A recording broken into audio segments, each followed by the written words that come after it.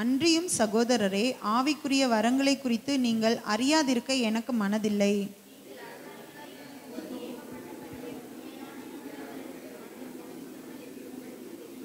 ஆதலால் தேவனுடைய ஆவியினாலே பேசுகிற எவனும் இயேசுவை சபிக்கப்பட்டவன் என்று சொல்ல மாட்டான் என்றும், பரிசுத்த ஆவியினாலே அன்றி இயேசுவை கர்த்தர் என்று ஒருவனும் சொல்லக்கூடாதென்றும் உங்களுக்கு தெரிவிக்கிறேன். ஊழியங்களிலேயும் வித்தியாசங்கள் உண்டு, கர்த்தர் ஒருவரே.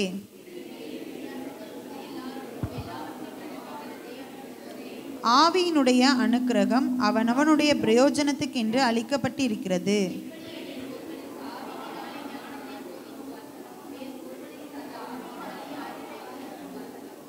வேறொருவனுக்கு அந்த ஆவியினாலே விசுவாசமும், வேறொருவனுக்கு அந்த ஆவியினாலே குணமாக்கும் வரங்களும்,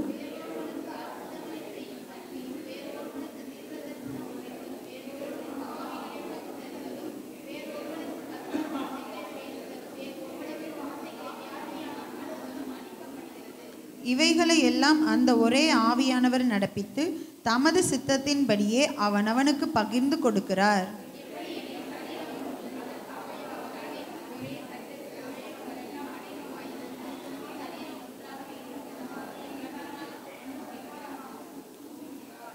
நாம் யூதராயினும் கிரேக்கராயினும் அடிமைகளாயினும் சுயாதீனராயினும் எல்லாரும் ஒரே ஆவியினாலே ஒரே சரீரத்துக்குள்ளாக ஞானஸ்நானம் பண்ணப்பட்டு எல்லாரும் ஒரே ஆவிக்குள்ளாகவே தாகம் தீர்க்கப்பட்டோம்.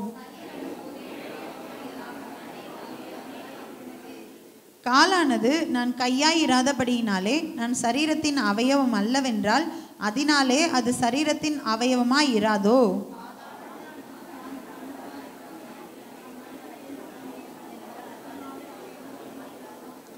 சரீரம் முழுவதும் கண்ணானால் செவி எங்கே? அது முழுவதும் செவியானால் மோப்பம் எங்கே?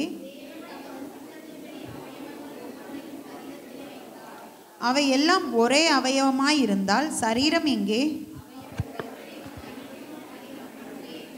கண்ணானது கையை பார்த்து நீ எனக்கு வேண்டுவதில்லை என்றும், தலையானது கால்களை நோக்கி நீங்கள் எனக்கு வேண்டுவதில்லை என்றும் சொல்லக்கூடாது.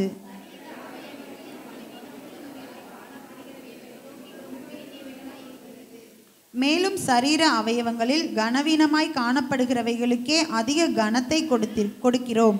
நம்மில் லட்சணம் இல்லாதவைகளே அதிக அலங்காரம் பெறும். சரீரத்திலே பிரிவினை உண்டாயிராமல் அவயவங்கள் ஒன்றை குறித்து ஒன்று கவலையாய் இருக்கும்படிக்கு தேவன் கனத்தில் குறைவுள்ளதற்கு அதிக கனத்தை கொடுத்து இப்படி சரீரத்தை அமைத்திருக்கிறார்.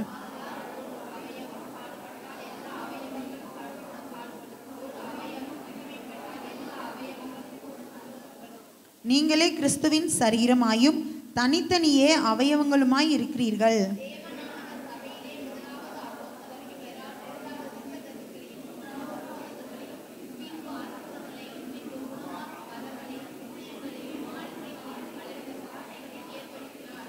எல்லாரும் அப்போஸ்தலர்களா?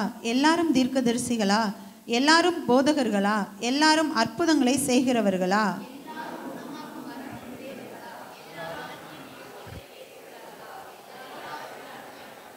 எல்லாரும் சேர்ந்து வாசிக்கலாம். இப்படி இருக்க முக்கியமான வரங்களை நாடுங்கள், இன்னும் அதிக மேன்மையான வழியையும் உங்களுக்கு காண்பிக்கிறேன். ஆமென்.